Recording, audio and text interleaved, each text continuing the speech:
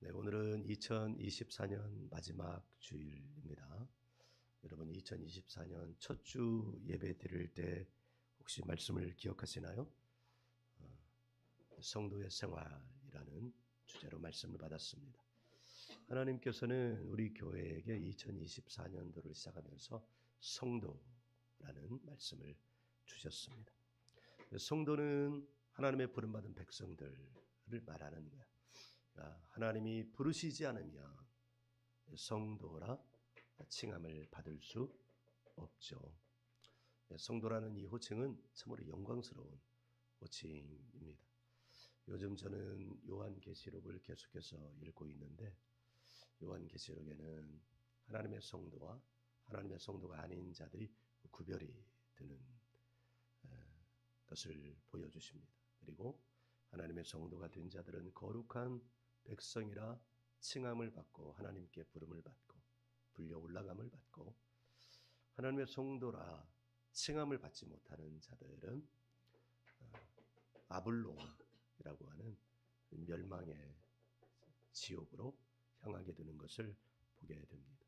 그러니까 성도가 된다는 것은 우리가 이 땅에서 육체를 입고 살아가는 동안 반드시 달성해야 될 인생 최고의 목적입니다.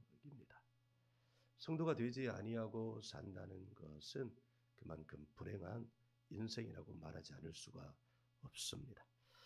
2024년 시작하면서 하나님께서는 우리에게 성도라는 것을 더욱더 분명하게 해주셔서 성도라는 뜻이 가지고 있는 네 가지 과정, 분리되고 구별되고 거룩해지고 신성해지는 이 과정들을 우리로 하여금 생각하게 해 주셨습니다.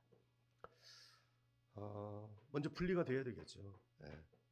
분리하면 요새는 쓰레기 분리수거를 하니까 쓰레기 분리, 쓰레기인 것과 쓰레기 아닌 것이 분리가 돼야 됩니다.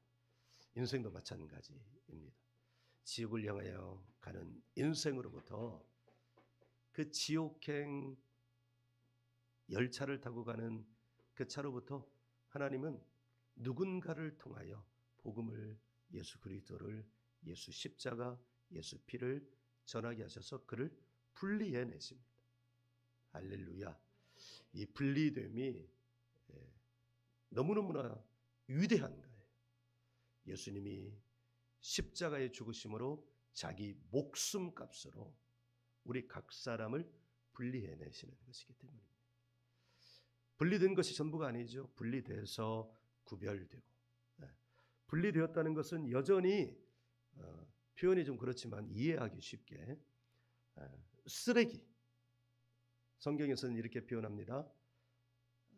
노예의 근성, 애굽에서 노예로 살던 그 근성을 여전히 가지고 있는 상태, 이게 바로 분리된 상태입니다. 분리되었다면 이제 구별되어져야 합니다. 나는 애굽과는 달라. 나는 쓰레기와는 달라. 그래서 자기를 계속 구별해 나가는 것입니다. 말씀으로 구별해 나가고 기도로 구별해 나가고, 이 과정이 훈련의 과정이죠. 그렇게 구별되어져 가면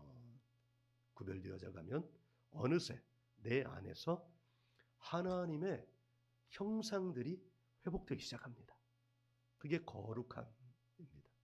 하나님의 형상이 회복되어졌다는 것은 이전의 것들, 애굽의 속성들, 쓰레기의 속성들이 내게서부터 이제 다 빠져나가서 어느 날부터 이제는 내가 하나님의 마음을 품게 되는 거예요.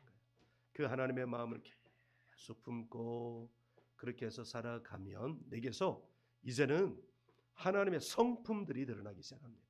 성경은 그것을 신성한 단계라고 말합니다. 이것을 기독교 영성 전통에서는 성화의 과정이라고 말합니다. 어떤 사람도 한꺼번에 한 번에 신성한 단계까지 이르지 못합니다. 분리되면 구별되고, 구별되면 거룩해지고, 거룩해지면 신성해지는 이 단계를 거쳐가는 것이죠. 그렇다면 누가 구별해서 거룩에서 신성까지 이르게 될까요? 하나님께서는 우리 교회에게 올 한 해 동안 이 단계로 이르도록 말씀을, 주일 예배의 말씀을 허락하여 주셨어요. 성도의 삶으로부터 시작해서 부르심, 그리고 여름에는 요나서 말씀을 통해 기도, 그 기도 끝에 하나님께서 저를 기쁨의 교회 치유대성회에 보내서 성령의 능력을 받게 하셔서 그 이후로 계속해서 성령의 능력의 말씀을 주시는데, 이것이 성도로부터 시작해서 성령의 능력에 이르기까지 24년 한 해 동안 하나님이 우리에게 분리되고 구별되고 거룩해지고 신성해지는 그 단계 속에서 어떻게 하면, 무엇을 통해서만 이 신성하는 단계까지 이르를 수 있는가를 가르쳐 주시는 것은 바로 성령의 능력으로 살아갈 때에만 비로소 성도의 거룩함, 성도의 신성함에까지 이르게 된다는 것을 우리에게 가르쳐 주셨습니다. 빌립보서는 바울 사도의 옥중서신이라고 일컬어집니다. 여기 1장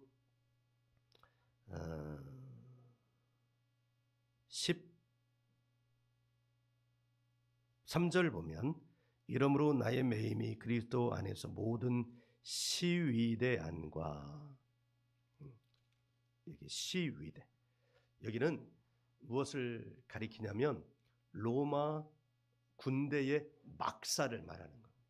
그러니까 거기에 갇혀 있는 거예요. 갇혀 있는. 매임이라는 말은 갇혀 있다는 말입니다. 그 안에서 재판을 기다리면서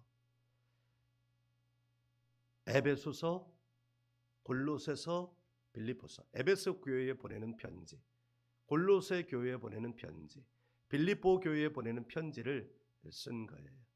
각 편지마다 특징이 있지만 오늘은 빌립보서 말씀을 받고 있으니까 빌립보서는 한마디로 기쁨의 서신이라고 별칭이 붙여져 있습니다.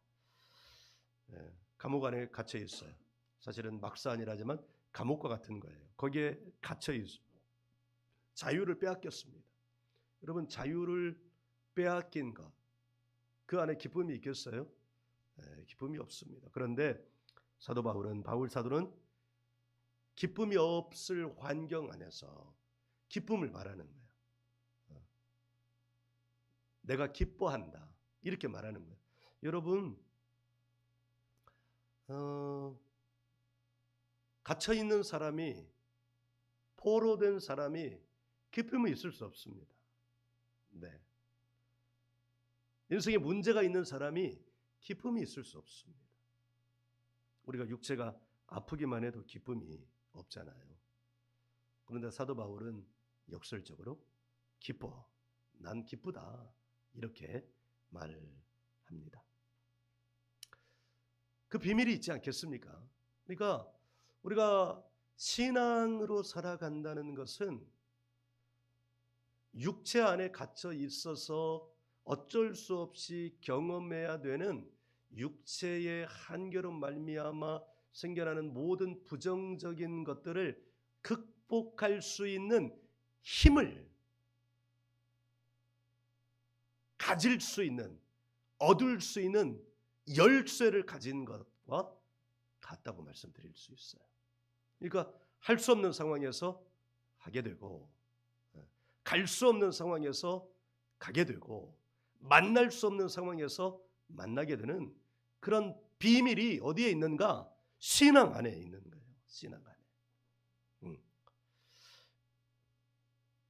사도 바울이 감옥에 갇혀 있으니까 교회들이 염려가 많았겠죠. 사도 바울을 아는 분들은. 만일 여러분, 제가 감옥에 갇혔어요. 그럼 여러분들은 아이 쌤통이다, 이렇게 말하시겠어요? 염려하시지 않겠어요? 우리 목사님 빨리 감옥 안에서 나오셔야 될 텐데, 이렇게 얘기하지 않겠어요? 사도 바울도 마찬가지. 사도 바울을 아는 모든 하나님의 백성들이 바울 사도, 자기 믿음의 스승이잖아요. 어떻게 교회를 세우고 개척하고 세우고 성도들을 하나님의 사람으로 세워갔는지를 아는 사람들이기 때문에 얼마나 걱정이 많겠어요. 그런데 그 걱정하는 사람들에게 사도 바울은 걱정하지 마라. 내가 그리스도의 심장으로 너희들을 생각한다. 이런 말을 하는 거예요. 그러니까 그 정도 믿음 가지고 있으니까 하나님이 그만한 믿음 가지고 있는 사도 바울을 통해서 역사를 바꿔버린 겁니다. 예수님의 나심이 기준이 되어서 BC와 AD가 기준이 되었지만 사실은 그 기준이 되기까지 뼈대를 세워가고 신학을 세워가고 신앙을 세워가고 교회를 세워간 사람은 바로 사도 바울입니다.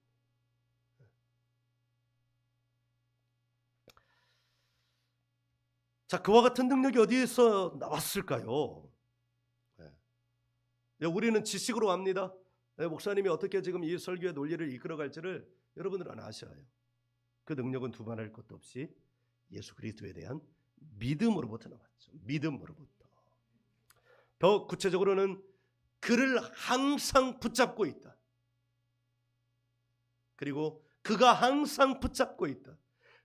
잘 들으셔요. 그를 항상 붙잡고 있다. 그리고 그가 항상 붙잡고 있다. 성령의 능력으로부터 나온 것입니다. 사실 여러분 살아가면서 우리가 늘 힘들어하는 건 뭐예요? 난 그리스도인인데, 난 믿음으로 사는 사람인데 왜 나는 믿지 않는 사람과 똑같은 삶을 살아가고 있을까? 이것이 우리의 고민 아니겠어요? 네. 그래서 사람들은 자포자기해요. 믿으나 안 믿으나 똑같은 거야. 그리고 또 이렇게 자유해요. 믿어도 어쩔 수 없이 이렇게 살아갈 수밖에 없어 라고 스스로 자유하면서 살아갑니다. 그러면서 성령 하나님의 능력을 나타내는 삶보다는 누구의 노예가 되어 살아가는 거예요? 마귀의 노예가 되어 살아가는 거예요. 신부는 예수 믿는 사람인데, 신부는 교회 다니는 사람인데 실상 삶은 예수 믿지 않는 사람이나 교회 다니지 않는 사람이나 똑같은 거예요. 똑같은 거. 뭐가 없어서 그럴까요? 성령의 능력이 없어서 그런 것입니다. 우리 교회는 하나님이, 그러니까 지난 여름 요나서 말씀을 하면서, 요나는 도망 다니는 사람이었어요. 하나님을 믿지만 하나님의 뜻보다는 자기의 주관이 더 중요한 사람이었어요. 그러니까 니느웨에 가서 복음을 전하라고 하니까 싫다고 안 가고 다른 데로 내빼버린 사람이에요. 그러니까 이게 두 종류예요. 이 사람이 또라이거나 이 사람이 깡다구가 있는 사람이거나, 한 종류 더 믿음이 너무 충만한 사람이거나, 반드시 복음을 전하면 니느웨 사람들이 회개할 것이라는 걸 알기 때문에 믿음이 너무 좋아서 자기의 깡다구를 해가지고 도망가 버린 거예요. 그런데 하나님께서는 그 말씀을 통해서 우리 교회에게 기도하라는 메시지를 주시고, 하나님이 저를 이끌어 가셔서, 성령께서 저를 이끌어 가셔서 치유대성에 가고, 그 이후 우리가 성도의 삶의 완결로 가는 길이 뭐가 있냐? 우리의 힘으로는 덕도 없는 거예요. 우리는 능력이 없는 거예요. 우리가 힘을 쓰면 힘을 쓸수록 우리에게서 나타나는 것은 육체의 삶밖에 나타나지 않는 거예요. 그러면 육체의 모습만 나타나면, 육체의 모습이 나타나면 나타날수록 우리 가운데 어떤 일이 나타나느냐? 우리는 마귀의 종 노릇하면서 살아가는 거예요. 귀신의 종 노릇하면서 살아가는 거예요. 그러니까 더 괴롭게 살아가는 거예요. 그런데 하나님은 그것이 아니라 우리가 성도됨의 삶을 살아가는 데는 반드시 무엇으로 살아가야 된다고? 성령의 능력으로 살아가야 된다. 이미 성경에서 예수님이 말씀하여 주셨어요. 그런데 그것을 우리는 이 성경책이라고 하는 문자 안에 갖춰진 것으로만 이해하고, 우리에게는 그런 게 없어, 이렇게 제껴놓고 살아가 버리는 거죠. 사실 오늘 우리가 여기 이곳 예배의 자리에 나온 것도 성령의 역사가 아니면 나올 수 없습니다. 아멘. 네, 아침에 뭔가 이렇게 준비하다가 마음이 다른 마음이 들어, 마음이 비틀어지거나 그러면, 만일 성령의 역사가 아니면 그 비뚤어지는 마음에 자기를 맡깁니다. 그리고 어떻게 해요? 아예 안 나가, 안 가, 뭐 이러잖아요. 그러면 못 나오는 거예요. 자, 로마서 8장 26절은 이렇게 말해서 시작해요. 이와 같이 성령도 우리 연약함을 도우시나니. 성령, 우리 안에는 성령이 계시는 줄 믿으시기 바랍니다. 그러니까 내가 이제 교회 주일을 맞으면 당장 떠오르는 건 뭐예요? 교회 가는 거예요. 예배 드리러 가는 거예요. 그게 내 안에서 성령께서 나를 도우시는 거예요. 도우시는 거. 그래서 예배의 자리에 지금 나온 것입니다. 그런데 성경 안에는 도우심, 성령 플러스 도우심이라는 표현들이 여러 차례 나오거든요. 근데 로마서에 나오는 이 돕다라는 말은 일부분을 돕다는 거예요. 성령도 우리 연약함을 도우시는데 어떻게 도우시냐? 우리의 일부분을 도우시는 게 우리 안에서는. 근데 도우심, 우리 말로는 도우심 이렇게 표현을 하지만 성경 안에는 우리말로 도우심이라고 번역된 말인데 헬라어로는 다른 단어가 있습니다. 그게 바로 오늘 말씀에 나오는 도우심이라는 단어입니다. 1장 19절을 우리 같이 한번 읽어보시죠. 시작. 이것이 너희의 간구와 예수 그리스도의 성령의 도우심으로. 아멘. 이 도우심이 오늘 말씀에서 가장 중요한 단어이고 또 우리 인생 전체 가운데 정말 필요한 단어입니다. 여기 도우심이라는 말은 앞서 읽어드린 로마서 8장 20절의 도우심과는 다른 헬라어 말이에요. 에피코레기아라는 이 말인데 뜻은 공급이라는 말입니다. 로마서에서 읽어드린 그 도우심이라는 말은 안에서 일부분을 돕다 해요. 그런데 여기서 이 단어는 도우심, 공급하다요. 공급하다. 그러니까 이렇게 이 부분만 바꿔서 읽으면 이렇게 바꿀 수 있어요. 이것이 너희의 간구와 예수 그리스도의 성령의 공급으로.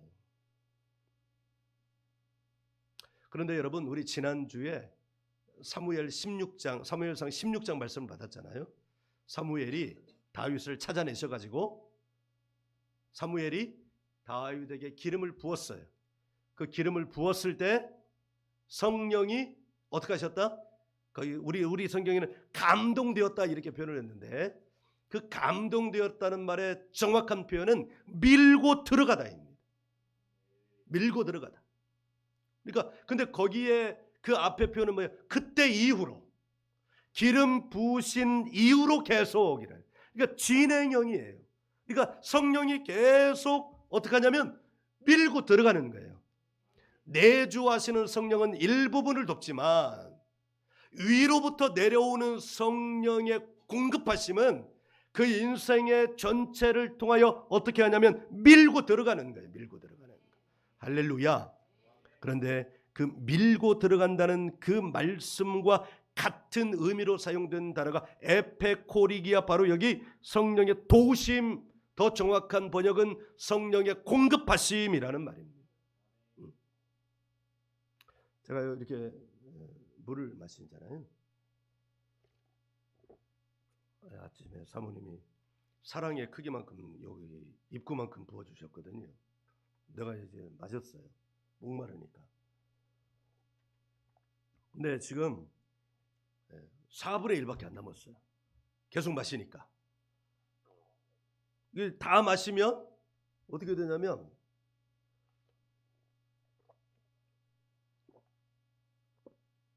없어요. 이제 말씀을 전하다 보면 목이 또 마르잖아요. 그러니 마셔야 되는데 없어요. 그때 필요한 게 뭡니까? 공급이에요. 공급. 자, 공급해 주세요. 네, 지금 여기 매임 속에서도 빌립보서 말씀 1장, 2장, 3장, 4장 이렇게 읽어가면 4장 4절은 이렇게 말해요. 주 안에서 항상 기뻐하라. 내가 다시 말하노니 기뻐하라. 그런데 상황은 기뻐할 수 없는 상황이에요. 근데 기뻐하라 이렇게 말한다는 것은 사도 바울이 지금 어떻게 하고 있다는 거예요? 자기 안에 뭐가 있다는 거예요? 기쁨이 있다는 거예요. 그런데 그 기쁨, 저도 이렇게 경험을 해보니까요, 그 기쁨이 어디로부터 나올 수 있냐면 성령의 지속적인 공급하심, 성령의 충만하심, 밀고 들어오는 성령의 능력이 있을 때 상황은 기뻐할 수 없는 상황이지만 기쁨이 이 안에서 이렇게 넘쳐나더라고요. 그러니까 내 안에 내주하시는 성령님도 계시지만 사실 성도로서의 삶은 뭐가 있어야 되냐면 위로부터 계속 부어지는 성령의 권능이 우리 가운데 어떻게 해야 되냐면 밀고 들어와야 되는 거예요. 다윗이 17장, 16장에서는 성령이 임했잖아요. 찰나 계속 밀고 들어, 그날 이후부터 계속 밀고 들어와요. 그리고 16장 끝에 가면 그 말씀 뒤에 바로는 또 어떤 말씀이 있냐면 여호와의 영이 사울에게서 떠나요. 그리고는 이제 악한 영이 역사하기 시작합니다. 그러니까 악한 영이 역사하기 시작하니까 사람이 날카로워지고요, 예민해지고요, 늘 그냥 마음이 왔다 갔다 하는 거예요. 그 번민하다는 말이 마음이 막 너무 왔다 갔다 하는 거예요. 여러분, 마음이 왔다 갔다 할 때 우리의 삶은 편안할까요? 안 편안할까요? 편안하지 않습니다. 사람과 사람, 어떤 마음이 왔다 갔다 하는 사람과 관계를 맺기가 쉬울까요? 안 쉬울까요? 안 쉽습니다. 그래서 그때 감사합니다. 넘치도록 공급해 주셨어요. 성령의 공급이 물이 부어졌어요. 할렐루야. 다윗은 성령이 계속 밀고 들어와서 기름 부으심이 넘치고요. 사울은 여호와 영이 떠났어요. 기름이 말랐을 뿐만 아니라 흔적도 찾을 수 없어요. 대신 악한 영이 역사하기 시작해요. 여기 인생의 괴로운 거예요. 그때 왕이 너무 괴로워하고 그 주변의 신하들도 안절부절한 거예요. 그런데 어떻게 소문이 났어요. 다윗이라는 소년이 있는데 이 소년이 함께하면 사람들이 편안해진다더라. 그래가지고 다윗을 이렇게 불러왔어요. 그래가지고 거기서 찬양 사역을 하게 했어요. 그랬더니 악한 영이 떠나고 그가 안정을 찾았다.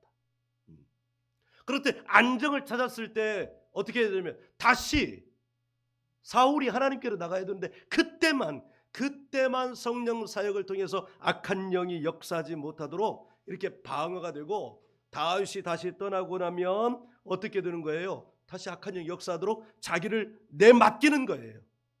그러니까 인생이 계속 왕이라는 놀라운 찬란한 신분 위에 있지만 사울의 삶은 계속해서 번민의 삶, 고통의 삶, 왕은 왕인데 늘 괴롭고 선한 왕이 아니라 폭군이 되어가는 거야. 폭군이. 누가 역사했어요?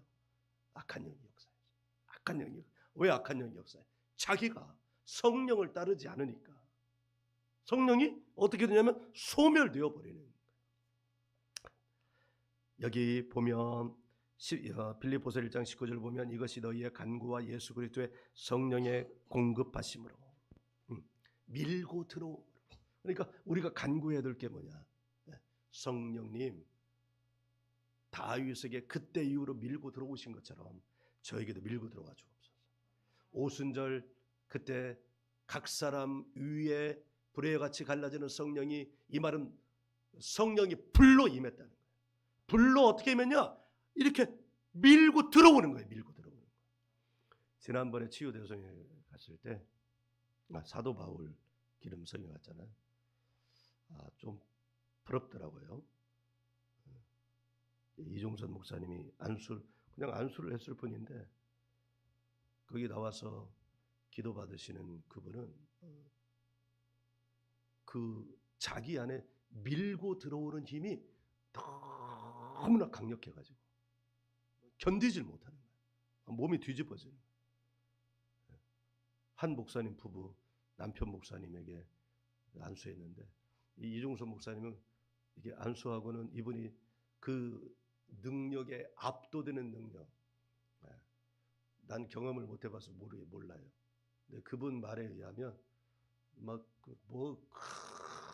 큰 아주 감당할 수 없는 바위가 막 자기 안에 막 들어오고, 전에는 머리까지만 들어왔는데 이번에는 이 배까지 들어와가지고 너무 그 압도되었대. 근데 이종선 목사님은 손만 대고 있을 뿐이에요. 근데 이분이 막 괴로워가지고 굴러다니니까 쫓아다니면서 머리에 손만 대고 있는, 될수록 이분은 더 괴로워하는 거예요. 이분 사모님은 또 똑같이 했는데 이분에게는 능력이 임하고 이분에게는 불이 임하는데요. 막 뜨거워가지고 아 뜨거, 아 뜨거, 아 뜨거, 아 뜨거, 아 뜨거. 이걸 여러분들이 현장에 가서 보셨어야 되는데, 그래야 내 말이 사실이라는 것을 알게 될 텐데 말이죠. 밀고 성령의 권능이, 성령의 불이 밀고 들어간다는 것은, 우리 성경의 그 단어를 사용한 것은 실제라는 것을 우리의 두 눈으로 목도하게 하는 역사가 일어난다는 것을 여러분 알기 바랍니다. 그래서 제가 이제 저도 능력 찾아 산말리 교회 개척하고 능력 찾아 산말리 했지만, 하나님이 여기에서 여기까지 지금 인도해 오셨는데 1월 달에도 갈 거 아니에요. 다음 주 주일날에 밤에도 갈 거 아니에요. 계속 거기가 기름집이야. 옛날 우리 방앗간에 가지고 가면 기름 이렇게 짜내 주듯이 하잖아요. 그럼 이제 내가 기름 가서 받아오는 거예요. 기름, 나도 기도하는 게, 나도 저분에게 임한 능력 내가 감당이 될지는 모르겠지만, 저분에게 임한 불 내가 감당이 될지 모르겠지만 나에게도 밀고 들어와 주세요. 이렇게 기도하는데, 그걸 받아와 가지고 내가 그걸 어떻게 하냐면 여러분들한테 계속 부어주는 거예요. 그러니까 여러분들은 저를 위해서 기도해야 돼요. 목사님이 가서 좋은 기름 받아오게, 싸구려 기름이 아니라 좋은 기름 받아오게 해달라고, 또 강력한 기름을 받아오게 해달라고 여러분 기도하시기 바랍니다. 사도 바울은요, 사도 바울에도 이 성령의 능력이 있었어요. 권능이 있었습니다. 어느 정도 권능이 있었냐면, 사도 바울의 손수건을 얹기만 해도 병이 나는, 병이. 사도 바울의 손수건을 얹기만 해도 병이 나는 거예요. 바울 사도는 이 성령의 공급하심을 통해서 한 단계 더 나아가는 것을 말씀하고 있어요. 왜 성령의 공급하심이 지속적으로 밀고 들어오는 능력이 지속적으로 필요할까요? 그 뒤에 말씀 때문이에요. 도우심으로, 공급하심으로, 밀고 들어옴으로 나를 구원에 이르게 할 줄 아는 거로. 사도 바울은 여러분, 오늘날 우리의 이신칭의 개념으로 보면 믿는 사람은 다 구원을 받았다고 그럽니다. 여기 사용된 소테리아라는 단어는 구원이라는 단어예요. 구원이라는. 그런데 사도 바울은 이 구원이라는 단어를 사용할 때마다 여기는 이르게 하도록 이렇게 사용하였지만 2장 13절에 보면, 2장 12절 끝에 보면 두렵고 떨림으로 너희 구원을 이루라 이렇게 말씀합니다. 그러니까 사도 바울이 보는 구원론은 이루어가는 거예요. 이루어가는 거. 단지 분리된 상태에만 머물러 있는 것이 아니라 분리해서 구별되고 구별돼서 거룩해지고 거룩해서 신성함으로 나아가는 이 단계 안에 있다는 거예요. 그러니까 분리되었다, 나는 교회 나온다, 여기에 만족하면 안 되는 거라는 것을 지금 사도 바울은 이 말씀을 통해서 우리 가운데 가르쳐 주십니다. 그런데 여기 이 19절에 매우 중요한 개념 3가지가 있어요. 지금 저는 성령의 도우심, 공급하심을 중심으로, 밀고 들어옴을 중심으로 말씀하고 있어요. 성령이 밀고 들어오면 우리 가운데 어떤 일이 일어나냐? 구원이 이루어지는 거예요. 구원이 성취되는 거예요. 저는 오늘 제목을 그것을 구원의 완성이라고 표현했는데, 우리가 완성을 향해 나가는 거예요. 완성. 그런데 무엇이 그것을 위해서 필요하다고요? 성령의 능력으로. 나의 능력이 아니라 성령의 능력으로 구원의 완성을 위하여 나아가는 겁니다. 그런데 여기서 정말 중요한 것이 있어요. 바로 그 19절 맨 앞에요. 너희의 간구. 이 간구라는 이 말은 헬라어로는 매달리는 이라는 뜻입니다. 매달리는. 그러니까 간구했을 때 너희의 간구는 이게 뭐냐? 원어의 뜻대로 표현하면 너희의 매달리는 기도. 네. 우리가 사도행전 1장에서 제자들이 부활 승천하시는 예수님을 배웅해드리고 그들이 돌아온 곳은 어디냐면 각자 집이 아니라 이를테면 교회로 왔습니다. 그 교회로 와서 오직 기도에 힘썼습니다.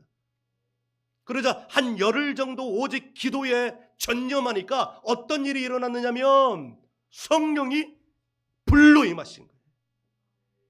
바람으로 임하신 거예요. 그러니까 그 기도하던 사람들이 알 수 있도록 임하신 거예요. 우리가 기도하잖아요. 우리가 알 수 있도록, 아무개가 알 수 있도록 성령과 불을 주세요. 이렇게 기도하잖아요. 그러니까 성령이 임할 때는 모르게 임하시는 것이 아니라 알 수 있도록 임하신다는 것을 여러분 알기를 바랍니다. 성경은 알 수 있도록 임하시는 거예요. 성경은 감추어진 책이 아니라 다 드러나는 책입니다.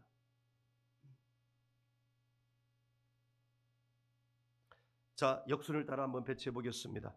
구원의 성취를 이루려면 뭐가 있어야 돼요? 성령의 밀고 들어오심, 공급하심이 있어요. 그런데 그 성령의 공급하심이 있으려면 뭐가 있어야 되는 거예요?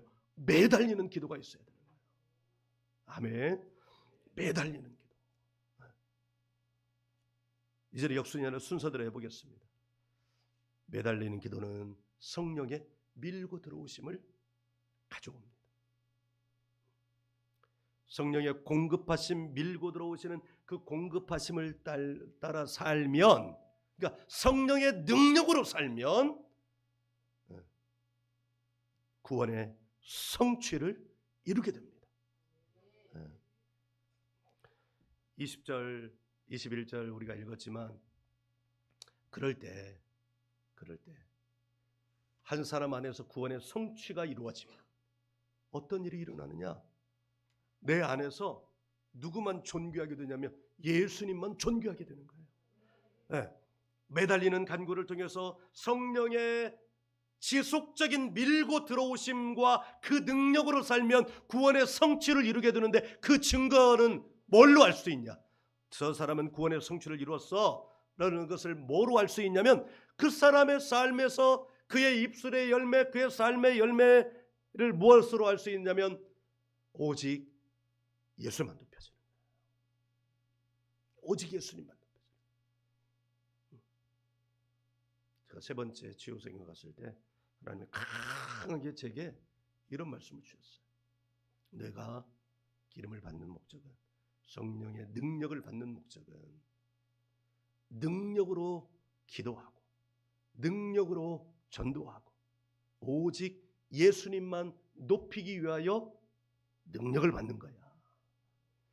이거 가지고 다른 것 너의 명성을 높이기 위해서가 아니라 오직 능력으로 기도하고 능력으로 전도하고 오직 예수 이름만 높이기 위하여 받는 거야.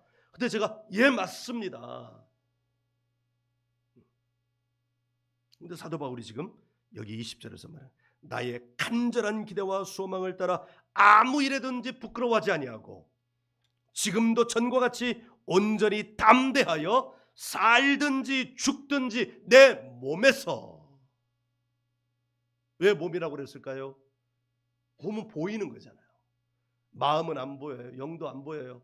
그러니까 내 몸에서 오직 그리스도가 존귀하게 되게 하려 하나니 몸을 통하여 나타나고 성령의 능력이 나타나는 거예요. 21절은요. 이는 내게 사는 것이 그리스도니 죽는 것도 유익하다. 죽는 것도 유익해. 왜요? 내가 살 때는 성령의 능력으로 구원의 성취를 내 몸을 통해서 나타내고 죽으면 어떻게 해야 되기 때문에 예수님 곁에 가기 때문이에요. 죽는 것이 내게 유익하지만 그러나 일부러 죽을 필요는 없어. 왜? 이 땅에서 내가 내게 주신 생명의 연한 동안 오직 예수님만 높이며 사는 삶이 아름다운 삶이기 때문에 그렇게 살면 하나님 어떻게 하실까요? 계속해서 그 문을 열어주시는 줄 믿습니다. 아멘. 나는 우리 교회에 그와 같은 역사를 이루시기 위하여 하나님이 나를 치유대소형에 보내시고 거기서 계속 배우게 하시고 성령의 능력을 부어주시기 위하여 저를 그곳으로 보내주신 줄 믿습니다. 그리스도인은 하나님의 자녀입니다. 우리 다 부모 있잖아요. 자녀들은 부모님의 마음을 얼마나 알 수 있을까요? 그러나 부모들은 우리 자녀들이 이 세상을 살면서 능력으로 살기를, 이게 세상적인 관점으로 보면 좀 괜찮게 살기를 원하잖아요. 안 그래요? 여기 계신 부모님들, 내 자녀가 그렇게 살기를 원하시잖아요. 하나님도 그러시지 않겠어요? 내 자녀가 세상에서 희죽으려하게 사는 게 아니라 마귀 종노릇, 쟤는 나의 자녀인데 실상 몸에서 나타나는 건 마귀의 자녀야, 이렇게 사는 걸 하나님은 원하시지 않을 거예요. 하나님은 네가 내 자녀면 내 자녀의 능력이 나타나야지. 사도 바울은 그걸 너무 잘하니까 20절 같은 말씀을 하는 거예요. 내 살든지 죽든지 내 몸에서 그리스도만 존귀하게 나타나게 하려 함이라. 그러니까 하나님 보실 때 구약에서는 누가 그렇게도 하나님의 마음을 잘 알았어요? 하나님이 너무 좋아했어요? 다윗을 그렇게 좋아했다면, 신약에서는 누구를 그렇게 좋아했냐면 바울을 그렇게 좋은 게 이 말을, 이 말. 살든지 죽든지 내 몸에서 그리스도가 존귀하게 되게 하려 하나니.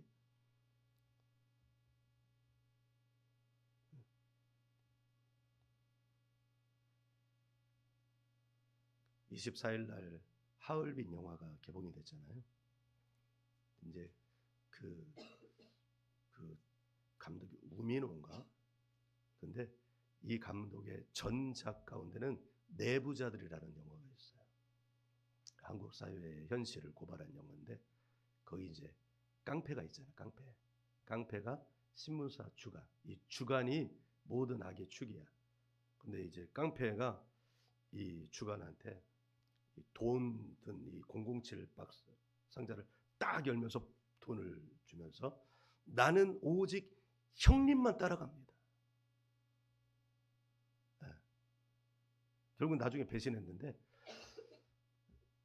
이 신문사 주간이 배신했어요. 나는 오직 형님만 따라갑니다. 하니까 이 주간이 뭐라고 그러냐면 흐뭇한 웃음을 보여주면서 내 줄이 네 줄이야. 세상에서도 관계가 그런 거잖아요. 근데 하나님이 왜 사도 바울, 성질 고약한 사람, 근데 그가 예수를 만나고 완전히 뒤집어져서 이런 말들을 하고 사는 거예요. 살든지 죽든지 내 몸에서 그리스도가 존귀하게, 죽어도 나는 유익하. 로마서에서는 이렇게 말해요. 내가 살아도 주를 위하여 살고 죽어도 주를 위하여 죽고. 이 말을 하는 사도 바울을 보면서 하나님은 얼마나 흐뭇하셨을까요? 사도 바울 그 한 사람이 여러분 AD와 BC의 그 기준을 확고하게 마무리했어요. 하나님께서는 2024년 성도의 삶이라는 말씀으로 우리의 문을 열어주셨는데, 마지막 2024년의 문은 성령의 능력과 구원의 완성이라는 말씀으로 문을 닫아주시는 거예요. 그러니까 성도는 내 힘으로 사는 사람이 아닙니다. 내 능력으로 사는 사람이 아니에요. 성도는 하나님의 능력으로 사는 사람이에요. 이 안에 삶의 비밀이 있습니다. 사랑하는 여러분, 성령을 날마다 공급받으시기 바랍니다. 너는 이렇게 얘기해요. 어떻게 기도해야 돼요? 매달리는 기도해야 돼요. 성령님, 오늘 아침에도 나오기 전에 기도했어요. 성령님, 난 성령님이 필요합니다. 성령님, 내 성령님. 그러고 나니까 마음에 충만함이 생겨서 아침에 나올 수 있었습니다. 여러분, 24년 마지막 주, 또 송구 영신, 신년 치유성회, 그리고 25년 첫째 주, 이 이어지는 이 한 주 동안 이제 오늘부터 그 모든 일들이 다 한 주 안에 있잖아요. 이 한 주 동안 성령의 밀고 들어오시는 은혜가 있기를 주 이름으로 축원합니다. 그리고 성도다운 삶, 성도다운 삶, 성령의 능력이 나타나는 삶, 어디에서? 내 몸에서 나타나는 그와 같은 삶이 되시기를 주의 이름으로 축원합니다. 아멘.